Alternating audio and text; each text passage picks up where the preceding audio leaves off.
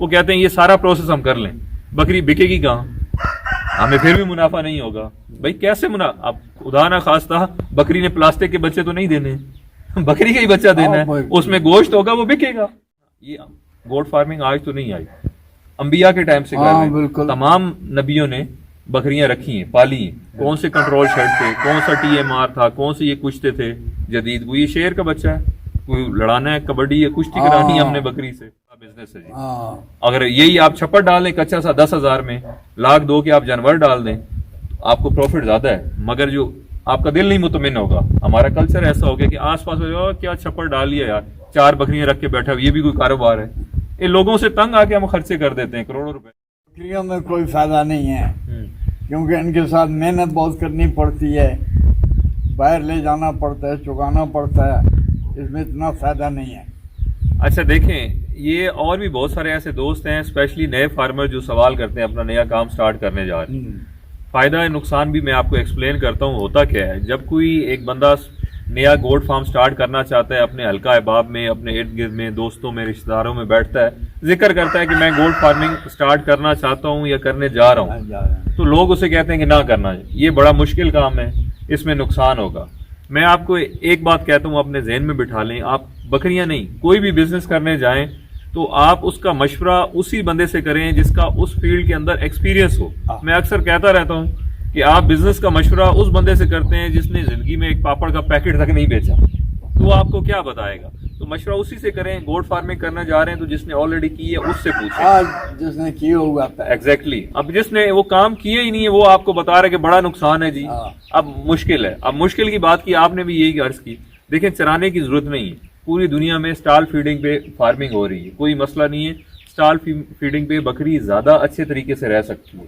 जब बकरी आप बाहर चराई के लिए जाती है ना, 12 महीने मौसम एक जैसा नहीं है, उसको मौसमी शिद्दत, गर्मी सर्दी जानवर को बर्दाश्त करनी पड़ती है। पेट भरने के लिए सुबह से शाम तक 8-10 घंटे उसे सफर करना पड़ता है। अब इंसान को ले लें, मुझे ले लें, आपको या कोई भी बंदा है, उसे पेट भरने के लिए 12 घंटे मुशक्कत करनी पड़े, चलना पड़े, तो शाम को इसकी हालत क्या होगी।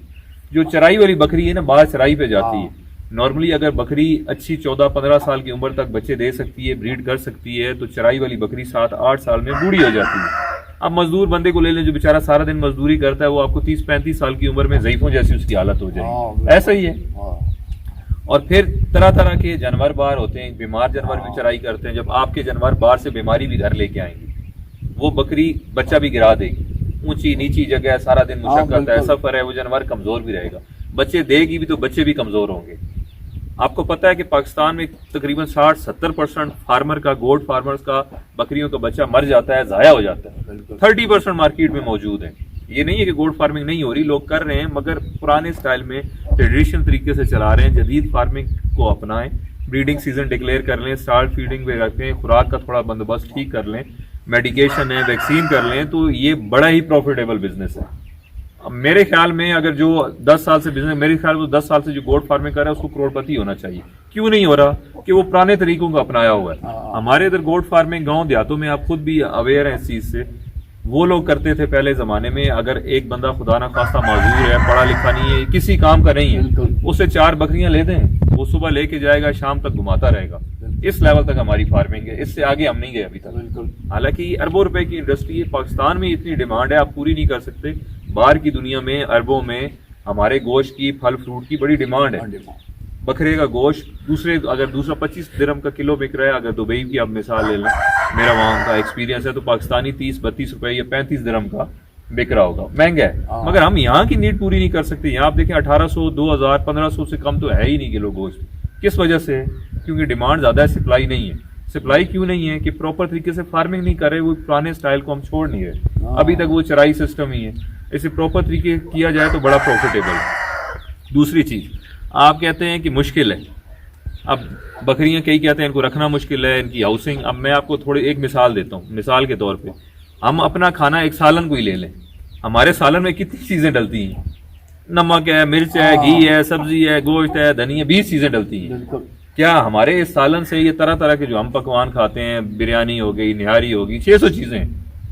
बकरी की खुराक मैनेज करना आसान है या इंसान की? ऑफ कोर्स इंसान की मुश्किल है। बकरी की खुराक क्या है? आपको पट्ठे काटने, कुतर के कुल्ली में डाल देने, बकरी खा लेगी, पानी का टब पे भर देना है, इसमें क्या मुश्किल है? इंसान की खुराक मैनेज करना ज्यादा मुश्किल है। मैं तो कहता हूँ इससे आसान काम दुनिया में हो ही नहीं सकता। अब हाउसिंग को ले लें, हमें रहने के लिए हमें बंद कमरा चाहिए, एसी चाहिए, सर्दी में हीटर चाहिए, हमें बेड चाहिए, चादर चाहिए, तकिया चाहिए, कंबल चाहिए, पहनने के लिए कोट चाहिए, शूज चाहिए, सॉक्स चाहिए। बकरी को क्या चाहिए?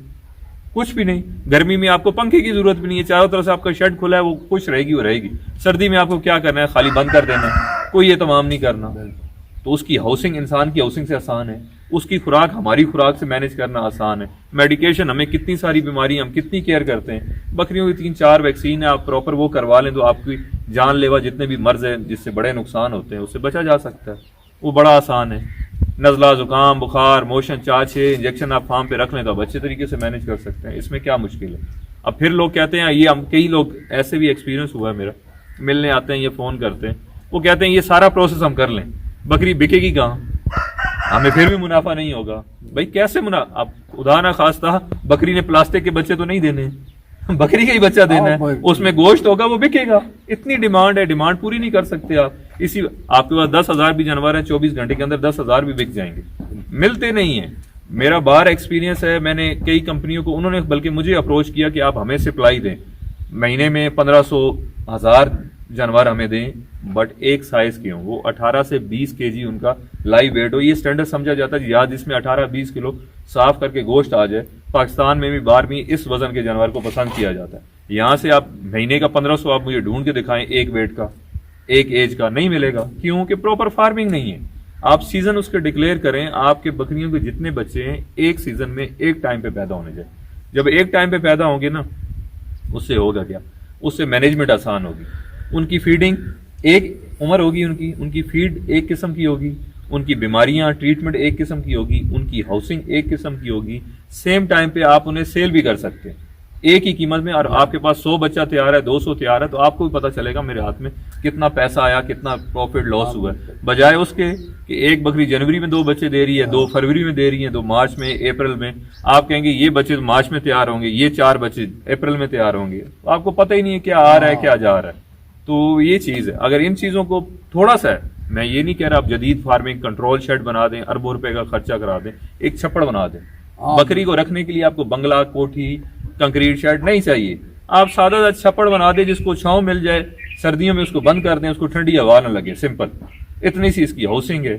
आप जितना इसको सिंपल और सादा रखें, ब्रीडिंग सीजन एक करें, एक नस्ल रखें, ये थोड़ी सी चीजें, हेल्दी जानवर खरीदें, एक साइज के खरीदें, शो क्लास पे ना जाएं, ये एक गिनती की 6-7 चीजें आप इनको पकड़ लें तो आप एक अच्छे कामयाब फार्मर बन सकते हैं। आप इससे प्रॉफिट भी कमा सकते हैं, लग्जरी पे ना जाएं। और एक और चीज मैं यहाँ कहूंगा, ये चीजें करने के बाद भी अगेन मैं कहूंगा, इसको जितना सिंपल रखेंगे इसमें उतना फायदा है। अगर आप इनमें वनडे और TMR और फलानी चीज और कुश्ते, इन चीजों पे आप पड़ गए ना, तो फिर नहीं होगा क्या? फिर आपका जानवर देखने में खूबसूरत होगा, हेल्दी होगा, अच्छा होगा, मार्केट वैल्यू उसकी 35,000 की होगी, आपका खर्चा 50,000 हो चुका होगा, तो फायदे की बजाय 15,000 नुकसान में चले जाएंगे। आपने मार्केट को भी ज़हन में रखना है, आपके जानवर गोश्त के हिसाब से बिकें, आपको प्रॉफिट दे के जाएं, तो ये बड़ा प्रॉफिटेबल काम है। ये चीज़ आप समझ गए ना। और इसको जितना सादा, जितना सिंपल रखा, हमारे इधर जो कोई भी नया फार्मर आता है ना, वो सबसे पहले ये सोचता है, एक तो लोग उसको दिमाग में इतनी सारी चीज़ें कहते हैं ना, मैं अक्सर कहता हूँ कि आप बहरे बन जाएं नेगेटिव लोगों की बातों से। आपने जो नियत कर ली करना है, आप उस पर फोकस रहें, सुने सबकी, करें अपनी, और इसको जितना सिंपल रखेंगे अच्छा है। हमारा नया फार्मर बोल के दिमाग में होता है शेड इतना बड़ा हो, इतनी बड़ी हवेली फिरी हुई हो, खुलियां इस स्टाइल में लगी हो, आपके फार्म पे बंदा कदम रखे तो बोले वाह वाह वाह, बड़ा खर्चा किया जी, बड़ा बिजनेस है जी। अगर यही आप छप्पर डाल दें कच्चा सा 10,000 में, 1,00,000 के आप जानवर डाल दें, आपको प्रॉफिट ज्यादा है, मगर जो आपका दिल नहीं मुतमिन होगा। हमारा कल्चर ऐसा हो गया कि आसपास क्या छप्पर डाल लिया यार, 4 बकरियां रख के बैठा, ये भी कोई कारोबार है? ये लोगों से तंग आके हम खर्चे कर देते हैं करोड़ों रुपए के। जानवर अंदर 1 लाख के होते हैं, शेड हमारा 20 लाख का होता है। तो इस चीज पे ना जाए, एक छप्पड़ बनाए। ये आगे चीजें बाहर से, अब हम कूंदर कहते हैं, ये काने कहते हैं, खजूर के हैं, ये काटें, कच्चे दरख्तों से शेड बनाएं, छप्पड़ बनाएं, उसमें रखें। जानवर महंगे डालें, आपने बेचने तो जानवर है, फायदा ने देख लो ना। इसी तरह है, खाने के बनाए जो इसी तरह बकरियां रखी बिल्कुल भेड़ बकरियां रखी हुई हैं, कच्चे शेड बने हुए हैं, हाँ। उनके पास 2-2, 300, 400 जानवर है। बिल्कुल। और कई ऐसे भी मैंने लास्ट ईयर वीडियो भी बनाई थी, मतलब मूव होते हैं मौसम के हिसाब से, सर्दियों में इधर आ जाते हैं, सर्दी कम होती है, फिर गर्मियों में दूसरे एरिया में चले, वो चराई 12 महीने वो बाहर है जंगलों में, कोई छत, कोई शेड, कोई कुछ नहीं, कच्चे छप्पर है। अरबों रुपए के, करोड़ों रुपए कमा रहे हैं। एक बंदे के पास 600, 700, 2-2 हजार बकरी हैं। वो जो वीडियो भी लास्ट ईयर में बनाई थी, एक बंदे के पास 2-2 हजार बकरी, आप 2 हजार बकरी का आप लगाएं, 50,000, 60 हजार की एक बकरी बकरा उनके पास, 2 के कितने बनते हैं 2 हजार के? मगर कुछ नहीं, बड़े सिंपल तरीके से रह रहे हैं। हाँ, बिल्कुल। हम लोगों को मुतमिन करने के लिए सारे काम करते हैं, अपने फायदे नुकसान के लिए नहीं करते कि लोग वाह वाह करें। ऊपर हम मेकअप कर लेंगे, अंदर से हम डैमेज हो रहे हैं, फाइनेंशियली लॉस कर रहे हैं, अपना नुकसान कर रहे हैं, लोग वाह वाह करें। जिस दिन हम इस चीज से निकल आए ना, हमने लोगों की केयर नहीं की, लोग क्या कहते हैं, हमने शर्म महसूस नहीं की, कच्चा छप्पड़ है, 4 बकरी में लेके बैठा हूं तो कोई परवाह नहीं, उस दिन हम कामयाब हो जाएंगे। इसको जितना सादा तरीके से ना, ये गोट फार्मिंग आज तो नहीं आई, अंबिया के टाइम से कर रहे हैं। तमाम नबियों ने बकरियां रखी हैं, पाली हैं। कौन से कंट्रोल शेड थे, कौन सा TMR था, कौन से ये कुश्ते थे जदीद, वो ये शेर का बच्चा है, कोई लड़ाना है, कबड्डी है, कुश्ती करानी है हमने बकरी से, तो वो सिंपल तरीके से। और वो हमसे ज्यादा कामयाब, और उस दौर के लोग बड़े फार्मर थे, बड़े बड़े रेवड़ होते थे बकरियों की, मिसालें मिलती हैं तारीख में। अमीर ही उसे समझा जाता था जिसके पास जानवर ज्यादा हों। तो कौन से कंट्रोल शेड थे, कौन सी जदीद खुराक थी, आज तो हजारों किस्म की खुराकें। हाँ, और इस पे इंशाल्लाह मैं एक और डिटेल वीडियो भी बना दूंगा इकरार, इसमें नोट डाउन कर लीजिएगा कि खुराक कौन कौन सी, सिंपल हम खुराक भी एक्सप्लेन कर देंगे कौन सी खुराकें जो आप, ऐसे चारे भी हैं आप एक बार उगाएं पूरा साल डालते रहे, तो इंशाल्लाह वो भी नेक्स्ट वीडियो में हम एक्सप्लेन कर देंगे।